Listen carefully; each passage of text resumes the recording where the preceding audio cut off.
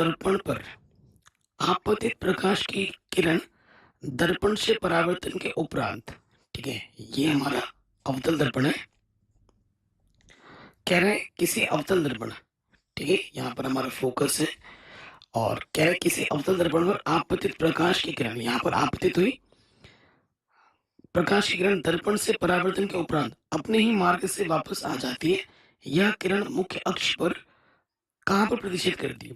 तो ये यहाँ से वापस जाती है, ठीक है, फोकस से होते हुए जाती है। तो ऑप्शन नंबर जो पहला वाला है वो बिल्कुल सही हो जाएगा। कहीं पे भी डाउट हो ना, बाकी मैंने पूरी विज्ञान पढ़ा रखी है, जब आप पूरा पढ़ोगे तभी आपको सारे क्वेश्चन आएंगे, अन्यथा नहीं। अगला प्रश्न है, एक लेंस वस्तु की स्थिति विशेष के लिए आभासी, सीधा और आवर्धित प्रतिबिंब बनाता है। तो लेंस कैसा होगा? तो अगर लेंस हमारा उत्तल लेंस होगा ना, तभी जाके ये चीज हो पाती है। उत्तल लेंस क्या करता है? आभासी, सीधा और आवर्धित प्रतिबिंब बनाता है, ठीक है। तो ये इसकी प्रकृति होती है। अगले प्रश्न पे आ जाओ।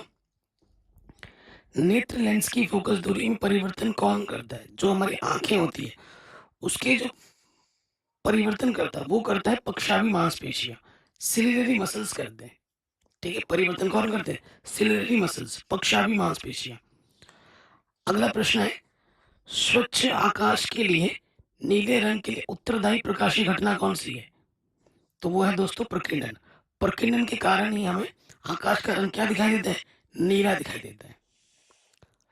अगला प्रश्न है, एक नंबर में है लेकिन ये थोड़ा अच्छा प्रश्न है।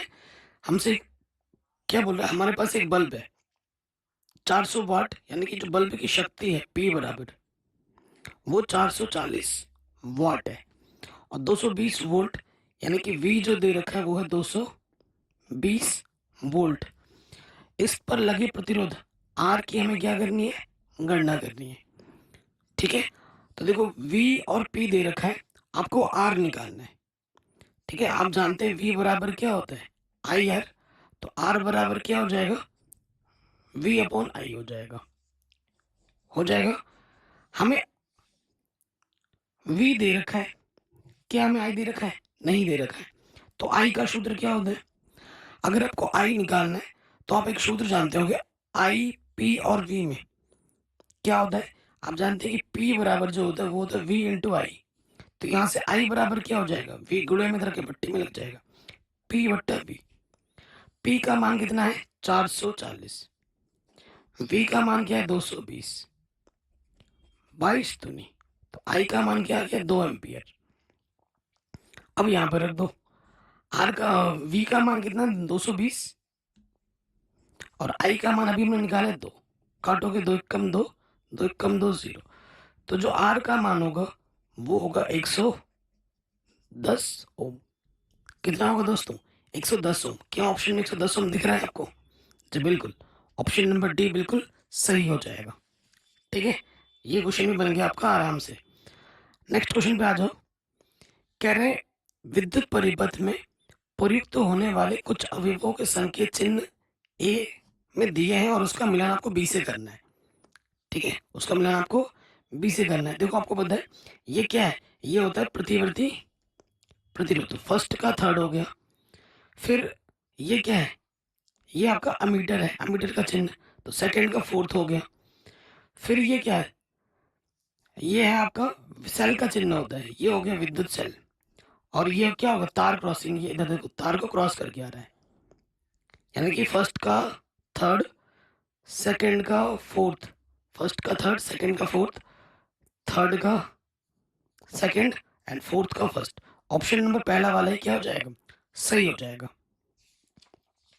ठीक है। मैंने पूरी एनसीईआरटी विज्ञान पूरी पढ़ा रखी है, चैप्टर वाइज इंपॉर्टेंट क्वेश्चंस करा रखे हैं, जिसके लिंक्स आपको मिल जाएंगे डिस्क्रिप्शन पे, ठीक है, हम जाके देख सकते हैं। अगला प्रश्न है, किसी धारावाही परिनालिका को स्वतंत्रता पूर्वक लटकाने पर सदैव कहाँ ठहरती है? ये आपको बताना है। कहाँ ठहरती है? उत्तर दक्षिण दिशा में जाके ये क्या ठहरती है? हमेशा नॉर्थ साउथ पोल में जाके क्या होती है? रुकती है। अब आते हैं अगले प्रश्न में। कह रहे निम्नलिखित में कौन सी धातु कमरे के ताप पर ठोस अवस्था में नहीं होती है? ठीक है?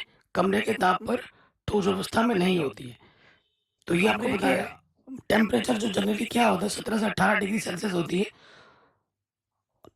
हमसे ये बोल रहे हैं कि कौन नहीं होती, यानी कि कौन सी द्रव अवस्था में होती है। तो जो मरकरी होता है रूम टेम्परेचर, ये लिक्विड फॉर्म में होता है। ठीक है? तो ऑप्शन नंबर बी सही हो जाएगा। ठीक है? ठोस अवस्था में ये नहीं होती है, लिक्विड फॉर्म में होती है। अगला क्वेश्चन है, अम्ल एवं क्षारक की अभिक्रिया से क्या मिलता है? देखो, जब अम्ल और क्षार मिलते हैं ना, तो क्या बनाते हैं? लवण और जल बनाते हैं। इसे हम द्विविस्थापन अभिक्रिया भी, सॉरी द्विविस्थापन बोल रहा हूँ, और क्या बोलते हैं? उभयन अभिक्रिया कहते हैं, उभयनिष्ठ। ठीक है? ये हो जाएगा। तो क्या बनाते हैं? लवण तथा जल बनाते हैं। ठीक है? उदासीनीकरण अभिक्रिया भी कहते हैं इसे। ओके, आगे बढ़ते हैं। कह रहे हैं निम्नलिखित अभिक्रिया कैसी है? इधर क्या है हमारे पास? एक अवयव है और ये ऊष्मा देने पर टूट के दो अवयव बन चुके हैं। तो ये ऊष्मीय अपघटन अभिक्रिया है। ऊष्मा देने पर अपघटन हो रहा है, एक चीज टुकड़ों में बट जा रही है ना, तो अपघटित हो रहा है। तो ये कैसी अभिक्रिया? विस्थापन, द्विविस्थापन, अपघटन या संयोजन? तो आप लिखोगे अपघटन। ठीक है? कैसी अपघटन है ये? ऊष्मा देने पर अपघटन हो रहा है, तो ये ऊष्मीय अपघटन है। ठीक है? सिंपल से एग्जाम्पल है, याद कर लेना। श्रृंखलन, कैटेनेशन का गुण कहाँ पाया जाता है? तो जो हमारा कार्बन परमाणु होता है, ठीक है, क्योंकि कार्बन की संयोजकता कितनी होती है? 4 होती है। तो इसी गुण के कारण ये इसमें श्रृंखलन का गुण पाया जाता है, कैटेनेशन का गुण पाया जाता है। आगे बढ़ते हैं। कह रहे हैं निम्नलिखित में एल्काइन क्या है? देखो, सिंगल बॉन्ड में क्या होता है? एन होता है। डबल बॉन्ड में क्या होता है? ईन होता है। और ट्रिपल बॉन्ड में क्या लगता है? आइन लगता है। तो ये क्या है? एल्काइन। मतलब जहां पे भी ट्रिपल बॉन्ड दिखेगा वो आपका आइन ग्रुप होगा। ट्रिपल बॉन्ड यहाँ दिख रहा है, ऑप्शन नंबर बी बिल्कुल सही हो जाएगा। नेक्स्ट क्वेश्चन है, ईंधन एवं औषधि के रूप में किसका प्रयोग किया जाता है? तो ऑप्शन नंबर ए, इथेनॉल का प्रयोग किया जाता है ईंधन और औषधि दोनों के रूप में। अब आते हैं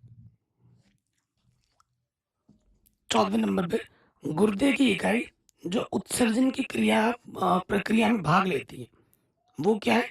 वो है आपका वृक्काणु, जिसे हम अंग्रेजी में नेफ्रॉन भी कहते हैं। ठीक है? ऑप्शन नंबर बी बिल्कुल सही हो जाएगा। पौधों में जाइलम किसके लिए उत्तर? जाइल का मतलब जल, जा से जल, जा से जाइलम, ट्रिक। तो पौधों में जाइलम किसके लिए उत्तरदायी होता है? जल के परिवहन के लिए। किसके लिए उत्तरदायी होता है? जल के परिवहन के लिए। अगला प्रश्न है, स्वपोषी पोषण के लिए आवश्यकता किसकी होती है? कार्बन डाइऑक्साइड की, क्लोरोफिल की भी होती है, सूर्य के प्रकाश की भी होती है। तो आंसर आ जाएगा इनमें से सभी की। इनमें से सभी की आवश्यकता में होती है। ऑक्सीजन की उपस्थिति में पाइरूवेट का ऑक्सीकरण कोशिका के किस भाग में होता है? तो ये होता है माइटोकॉन्ड्रिया में। कहाँ होता है? माइटोकॉन्ड्रिया में होता है। मेंडल ने अपना प्रयोग किया था?